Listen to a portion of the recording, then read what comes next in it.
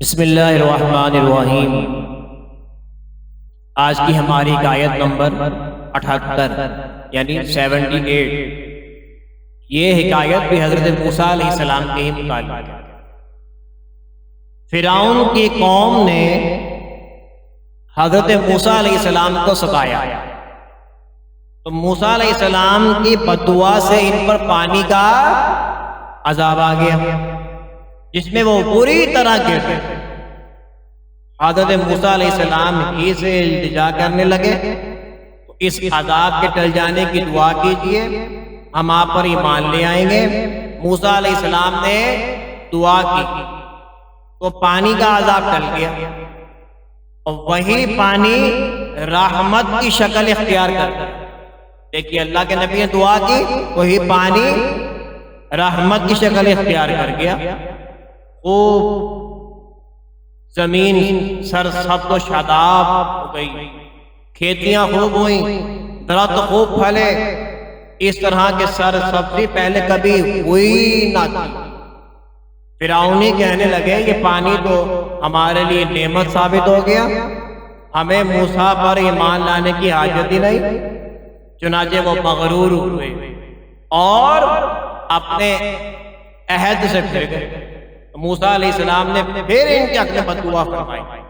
ایک مہینہ عافیت سے گزر جانے کے بعد اللہ تبارک و تعالیٰ نے ان پر ٹڈیوں کا عذاب بھیج دیا، جو کھیتیاں اور درختوں کے پھل، حتیٰ کہ فرعونیوں کے گھروں کے دروازے اور ان کے چھتوں تک کو کھا گیا۔ اور قدرت حق کا کرشمہ دیکھیں کہ ٹڈیاں فرعون کے گھروں میں تو گھس آئی، مگر بنی اسرائیل کے گھروں میں ایک ٹڈی نہیں آ سکتی۔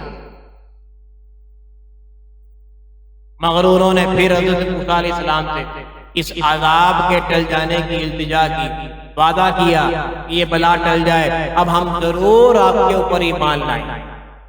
حضرت موسیٰ علیہ السلام نے ان کی دعا فرما دی تو ٹڈیوں کا عذاب ٹل گیا، دور ہو گیا، اور کافروں کا کفر با دستور قائم رہا، یہ پھر اپنے عہد سے۔ تو میرے بزرگوں اور عزیز ساتھیوں، یہ حکایت بھی قرآن مجید فرقان حمید کے 9ویں سپارے کے 6 رکوع کے اندر موجود ہے۔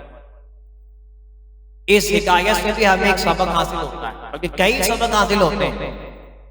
انسان کی حد سے زیادہ سرکشی پر اللہ تبارک و تعالیٰ کسی کمزور مخلوق کو اسے تباہ کر دیتا ہے، اور غافل انسان مصیبت کے وقت تو اللہ تبارک و تعالیٰ کی طرف رجوع کر لیتا ہے، مگر جیسے ہی مشکل رفع ہوتی ہے پھر بعد میں وہی اس کی چال بے ڈھنگی اختیار کر لیتا ہے، اور یہ بہت ہی بڑی خطرناک عادت ہے۔